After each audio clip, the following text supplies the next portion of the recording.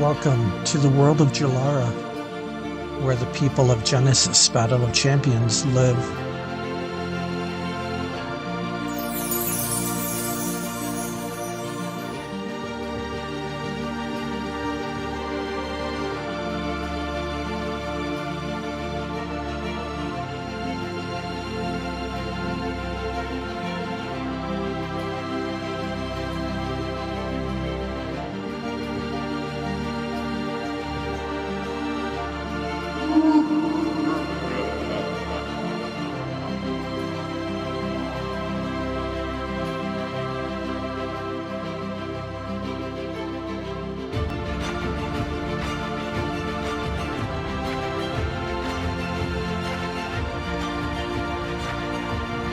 Our in-store gameplay community is growing.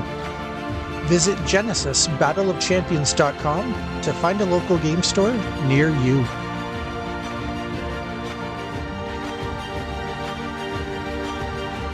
Our list of international distribution partners continues to grow. Ask your local game store to contact one of these fine companies and have your store join our Play network.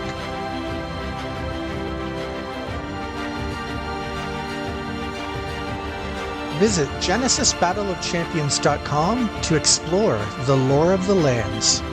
There are chapters of lore that you can read, chapters of lore that you can watch,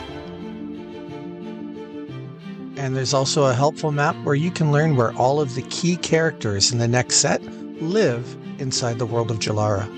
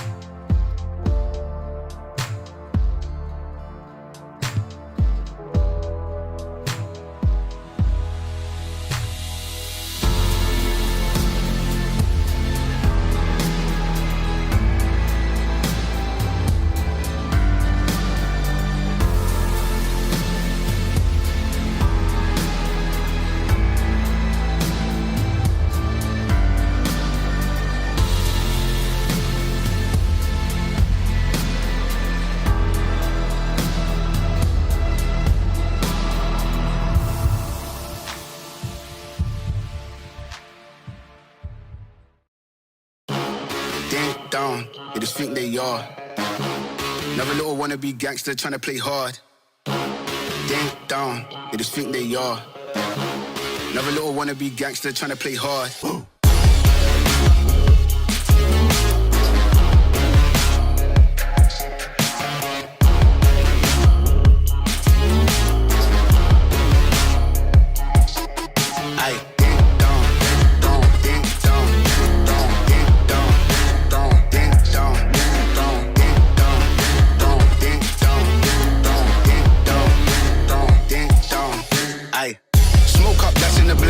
The guys then dip out the ends. Jump in the ride, then burn out the rims. Don't stop, don't catch the boy that I'm in. Now he's on the block, hoodie up for events. Skin kept close, cause he plotting on them with the tits on 10. Batch in the back that's on tap, all ready to go and jump in.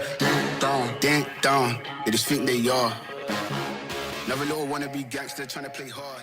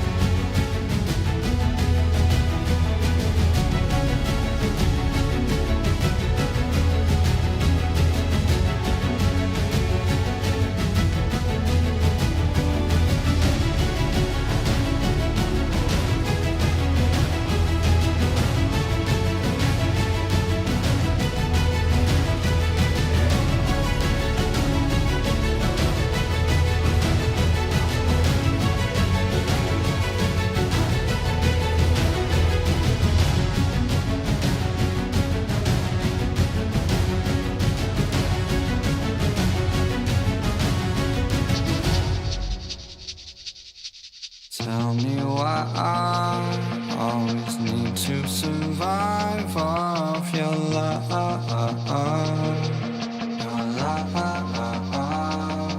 cause every time you fire at me, it kills all the fun, kills all the fun. Every blink of an eye brings a new drop of blood from the sky, but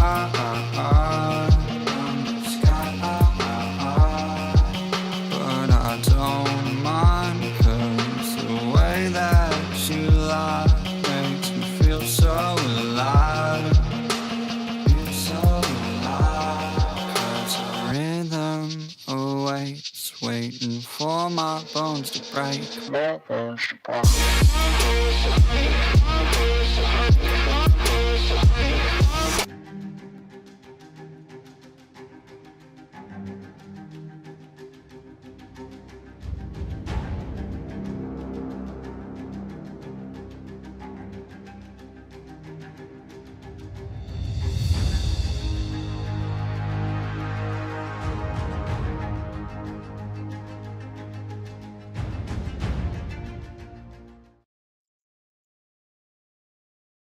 Hey, everybody.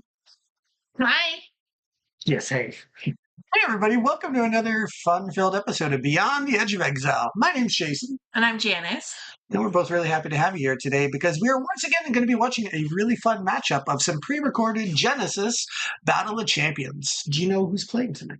Ryan and Marcus. That's right. Do you know what champions Ryan and Marcus played as? No, I do not. So Ryan played as Korr, who you might recall crushed me. Crushed you last week in a future matchup.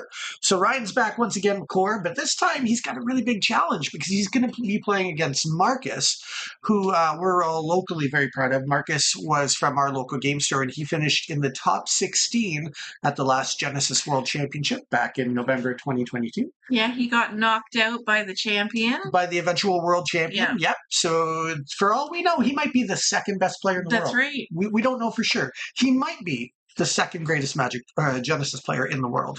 And we've got him tonight playing as Harlequin. So that's going to be exciting. Yeah, I like her. Yeah, she's a lot of fun. She's creepy. Harlequin's the champion, in case you're not aware, that every time you cast a creature, you get a small pock spreader creature token that comes out. So he's going to be trying to fill up the board with lots and lots of creatures, and Ryan's going to be trying to keep the board probably fairly empty, I'd imagine, other than a few big threats, because Ryan's playing Korr, who's one of the, I don't know if I can say one of the original champions, but very far back in history. I think Korr came out in beta, so very, very long ago.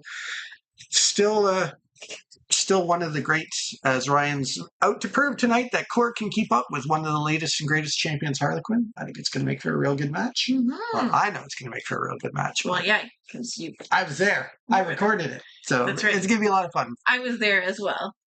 Oh, yeah? Yes, but I tried not to watch so that I could have a good first reaction on the stream. Yeah, so we only have the one recording for tonight. But if we were too busy last weekend. Yeah, well, not just last weekend, but even on Thursday night, it was pretty busy at the store. So at the local game store that I help out at, we do Genesis 2 nights a week because it does really well in our area. And on Thursday night, we had a great turnout, and we wound up playing a 6-player game of 3-on-3. We had 3 adults on one side of the table and 3 young adults on the other side of the table. Youth, definitely. And led by Emma, who, as everybody we've talked about many times, Emma's quite a good player. She was killed me so badly this week. She was the unofficial champion, or the captain for the youth team on Thursday night, because we had 2 players who were pretty well brand new, very new. I'd say in the last month, I taught these other 2 players, so she kind of took the lead there for the youth. And then we had the 3 adults. It was a great game, but in the end, experience wound up winning over youth. Age over youth. Yeah. I was trying to find a way to avoid the word age when I said it. But yes, the old people won on Thursday night. So we didn't have time to record any games because that 6-player 3-on-3 went for most of the evening. It was a really fun battle. And I enjoy those free-for-alls. They're fun. I loved it. Yeah, we laid out 3 mats, so we had a really long play mat to play on. It was lots of fun. Arena. Yeah, the arena was extra big for that game. And then on Saturday, we had 9 players show up. So we just kind of did a whole bunch of one-on-one games. One of the 9 players was a brand new Flesh and Blood player who stuck around when Flesh and Blood ended and did a quick demo and whatnot, and was very, very impressed with it. The game always makes a really good first impression, I find. So it was a great night on Saturday as well. But that's why the only game we have for tonight is this exciting matchup between Ryan and Marcus. So I'm hoping to get some more games recorded either Thursday, Saturday, or both this week. Also, I've sent out some personal invitations, and I heard back from a couple stores. Pink Elephant Games down in the States in Wichita. They're going to be recording some gameplay matches to send up our way soon. And I also heard from my good friend Tyler, who opened up Muskoka Cards and Collectibles in Bracebridge, Ontario. I was talking to him online today. And they're going to get some gameplay recorded as well. So I really hope maybe in the next few weeks we'll get some of that gameplay sent to us and we can start featuring players from other communities. I would really love that. That would be awesome. You should play Sam, our son, too. Sure, but how does that connect to what we're talking about? I don't know. I just interrupted. It was a thought and it just came. Okay, that's cool. Yeah, Sam's a good player too. Well, and Sam's home and we've missed him. Yeah. So yeah, we'll get Sam in there too. Everybody who's local that likes playing Genesis is invited to come out and play in these ranked games. So without any further ado, we can jump right into it. It's going to be Marcus, one of the top-rated players in the world, playing as Harlequin versus the undefeated Ryan, playing as Korr, modern champion. Undefeated playing one game. That's still undefeated. Why do you gotta be like that? Because it's Ryan and he beat me. Yeah, that's why he's undefeated. Because he whooped you. That's what you said. Your words, not mine. It was an awful game. I enjoyed watching it. Yeah. I did not enjoy playing. Well, no, I enjoyed playing it. I like playing with Ryan. Okay. Anything else you want to say that you'll regret later before we start the gameplay? Okay. I'm good. All right, here we go, everybody. Let's get into the action. We're going to watch some modern and some classic champions battle it out right here tonight.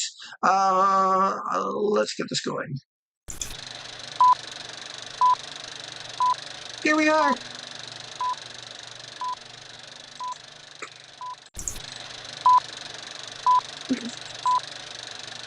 And now we're going.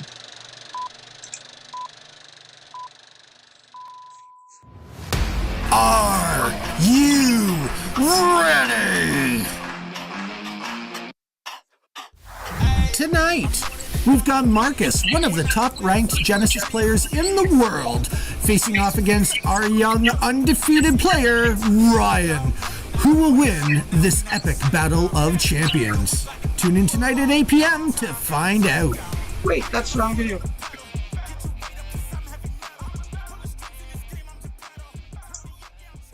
Wait, that's the wrong video. Oh no, here it is. I had this starting from the trailer I did earlier today. That's my bad. Sorry about that, folks. But we got Marcus, who won the role. He's going to be starting the game off first. We got Marcus on the left playing Harlequin, Ryan on the right playing as Korr. This is going to bring back some bad memories for Janis whenever she looks at the right side of the screen. Yeah. Some PTSD. So Marcus starts off with a Makuna. Makuna is a cool character because it's got a line attack. Line attack means it can do an attack that'll hit anything it can see all the way to the end of the board in a straight line. Also playing as Harlequin, we've got a Pox Spreader coming out because every time Marcus casts creatures tonight, he's going to get Pox Spreaders, these little creatures that get in the way.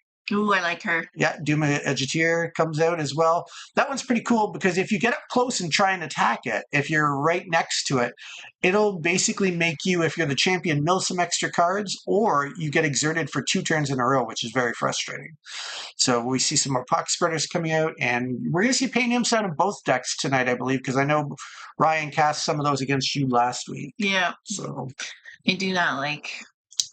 So we got lots of Pox Spreaders coming out, spreading diseases all around the board. Ooh, Ryan's not holding any punches. Coming in, moving up. Al-Ilm, I want to say is how it's probably supposed to be pronounced. When that card comes into play, Ryan draws a card. So he's already got a little bit of card advantage, extra card in his hand, which is nice. Bringing out a creature. Up front with one of your favorites. Yeah, James plays a lot of Lava Riders. They're a fun card, very strong. Ooh, another imp. Yep. So filling up the board, he's trying to do the best he can to keep up with the amount of creatures that Marcus has, which is great. Like, what is that, 4 or 5 creatures Ryan spread out in the first turn. So both players are filling up the board pretty quick, and the second round is going to get off to a really fun start, I think, with so many creatures on the board. And here we are, round number 2. So I even put some graphics on the screen to explain what's going to happen in a second, because basically Marcus is trying to attack with Makuna to hit something far away with its line attack. Then the Pain Imp that he's trying to attack is going to fight back and try and attack one of Marcus's Pain Imps.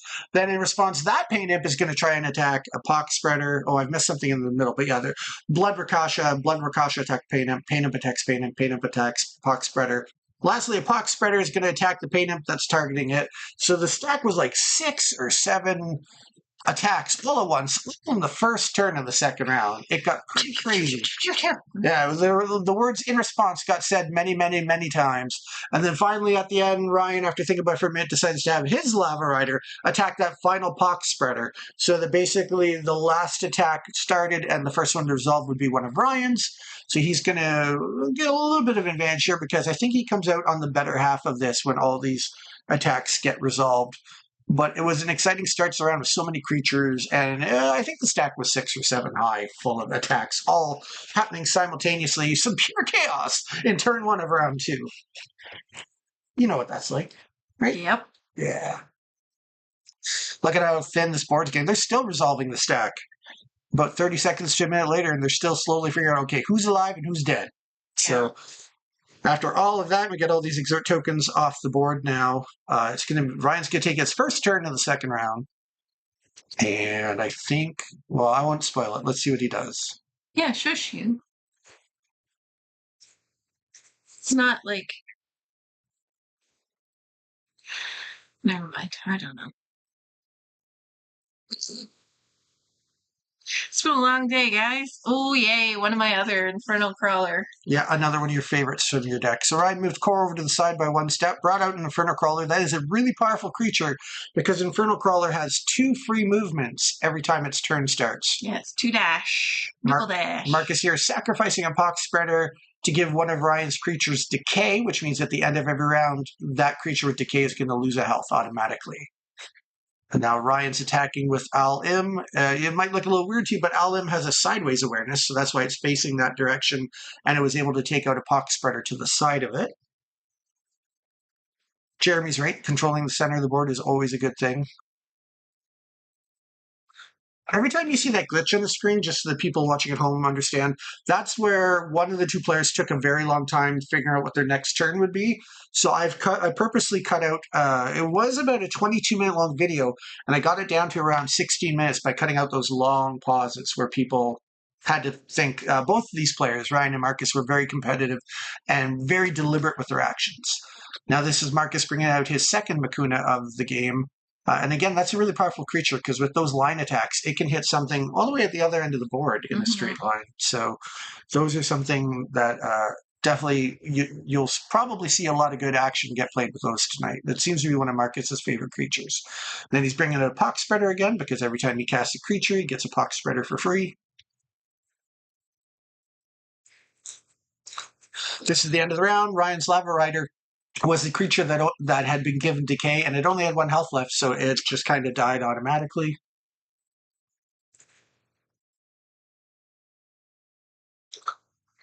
So you'll see we have the same life totals. Ryan spent a little bit more trying to keep up, because again, all these Pox Spreaders filling up the board. Those are free value-filled bonuses for Marcus. So that one's going after the Lava Rider to exhaust it? Yeah. Nice. Well, so the Doom Mages here attacked the Lava Rider, but Ryan made a very interesting calculated decision.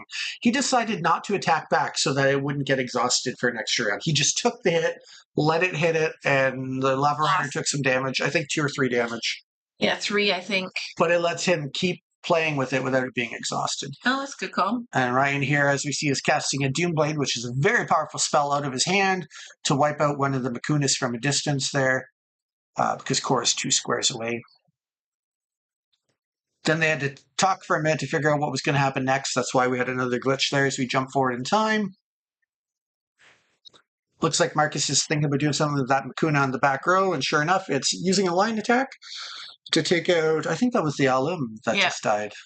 So Marcus has got an interesting strategy with this deck where he's got several creatures in the deck, several copies of Makuna, and I think we might see some other ones as well that have line attacks. So a lot of times Marcus likes to keep his creatures back at a distance and try and pick away from a safe distance. Yeah. Whereas Korr here needs to kind of get their creatures up close and personal to do a lot of damage. So it's an interesting dynamic.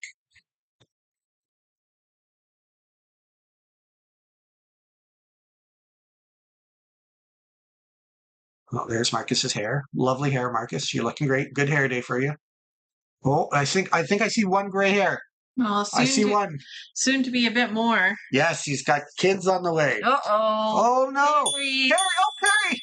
Oh, Perry! Look how Perry's flying around. Silly Marcus unleashed a Parry onto the game. That card is dangerous because Parry has the ability called Tiny, which means almost nothing can hit it. It has to be area attacks. You can't target it with your normal attacks. You can't target it with spells. When Parry gets out, chaos happens everywhere. Yeah, I do not like the Parry. Yeah, it's a classic card from a couple sets ago. So it's a nice throwback to see Perry still seeing some play. The one downside for Perry, I will say, though, is it has an attack that is only action speed, which means if Perry has to move 2 squares, Perry can't attack. So you have limited mobility with Perry, but they're very durable because they're hard to kill. Yes.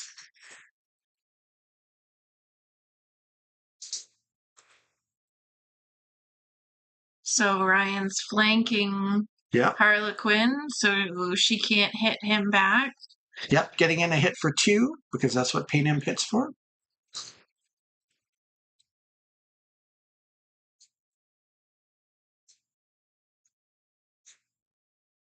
I do apologize that sometimes the life totals are a little slow to update. Sometimes at the end of the round, I'll double check with them to make sure that I got the life totals right. So you may see sometimes damage kind of happens a little bit later.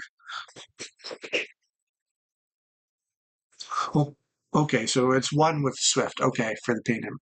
My mistake. I thought it was 2.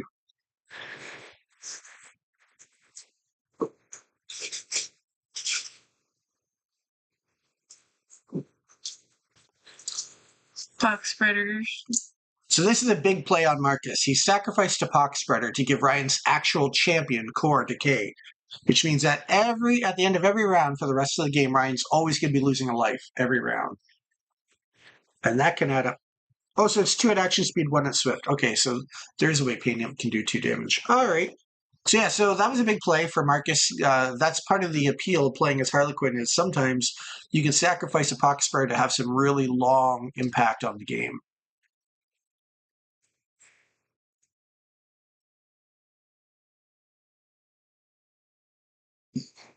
Another round. Yeah, another round ending.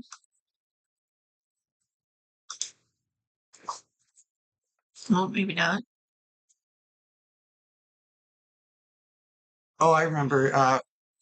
So what happened was there was one more play to happen before the round ended, and they forgot about it, so they had to go back for a second. Now here we are going into round 5. Perry steps over by 1 square, gets another hit in, softening up Ryan a little bit there.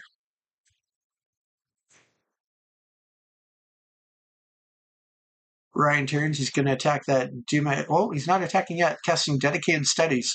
That's one where he mills 1 card instead of 2 because he's playing as Korr. Then he gets to draw 2 cards and throw away 2 cards from his hand. So he's throwing away some cards he doesn't really care for to try and get some more powerful ones into his hand. Now it looks like he's going to go ahead and do an attack onto the Duma Edgeteer. There's a trigger where, because he's right next to it, he had to mill an extra 3 cards off his deck. Otherwise, he'd be exerted for an extra round, which he did pay that. You can't see his deck on camera, but he milled the extra 3 cards just to get that off the board and not lose a turn. We've got Marcus there putting on exert tokens for Ryan, because once again, he's not the greatest at exerting his stuff. We found that out last week. Great player, not so great at exerting.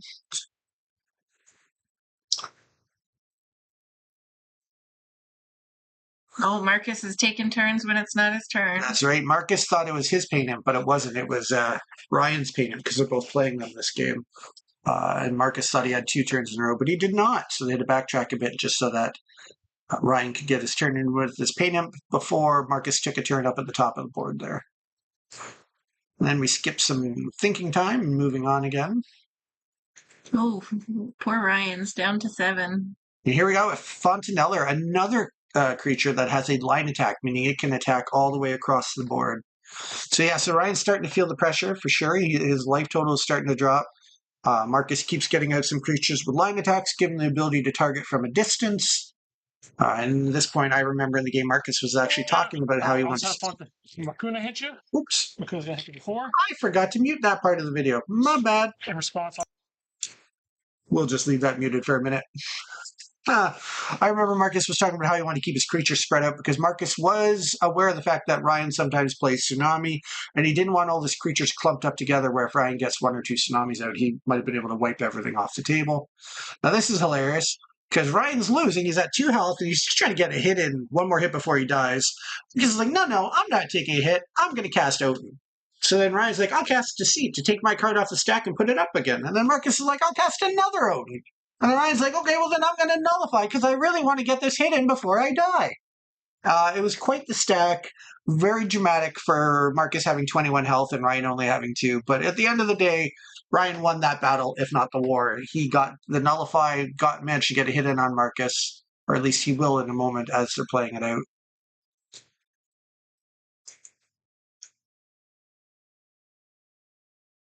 And then, yep, see, there we go. The life totals have updated. Marcus did take the damage. He's under 20 health, which was a moral victory for Ryan, if not a literal victory.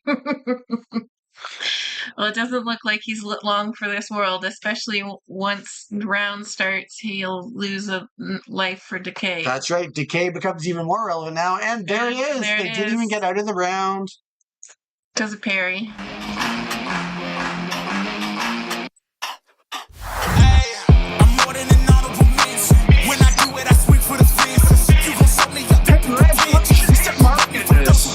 Not only one of the top 16 players in the world, but now we want to know.